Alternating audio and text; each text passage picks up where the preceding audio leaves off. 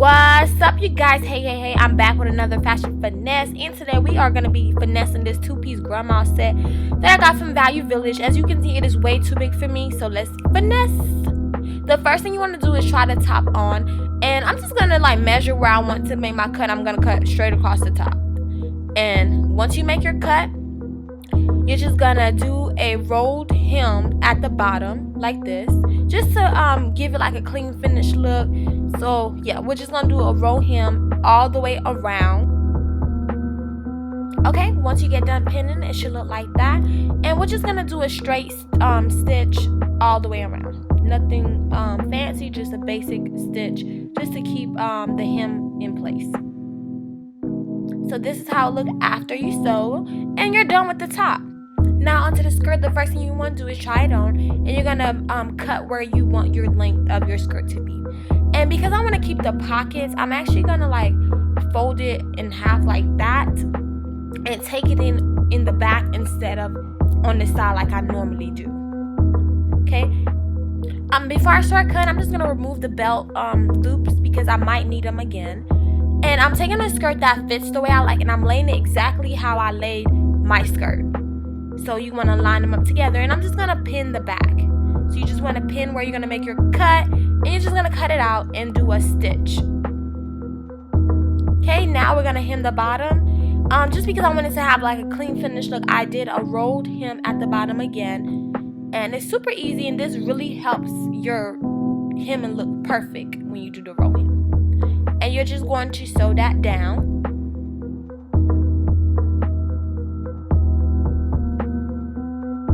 This is how my skirt looks once it was hemmed. I'm just gonna go back and sew on those belt loops, and you're basically done. Now onto the top, I'm removing this strip, this hemming strip, because I just really don't need it.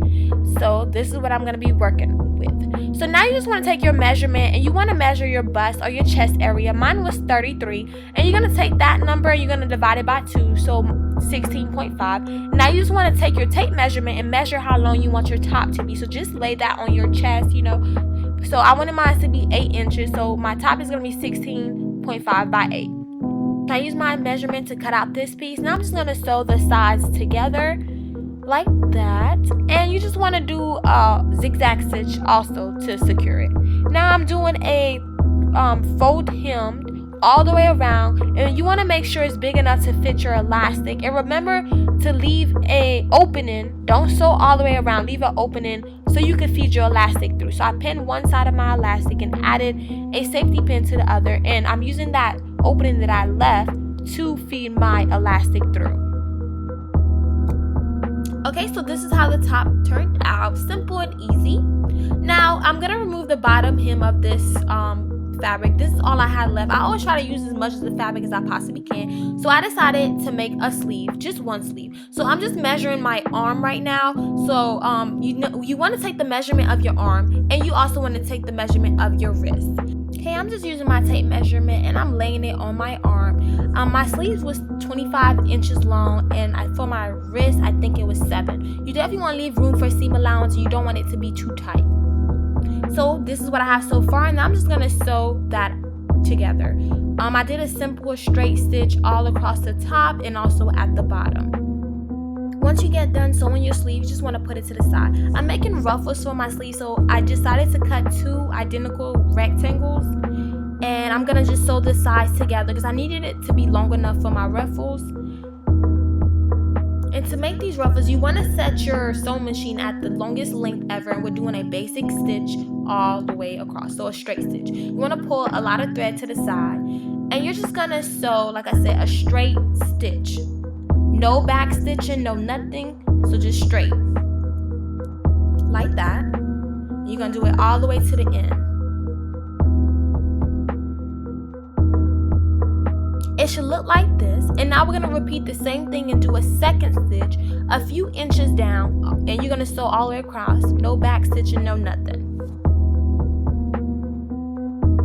Okay, so now you just want to take the 2 top thread, and you're going to gently try to kind of pull the thread. You don't want to pull too tight because you do not want to break it, because you're going to have to start all over.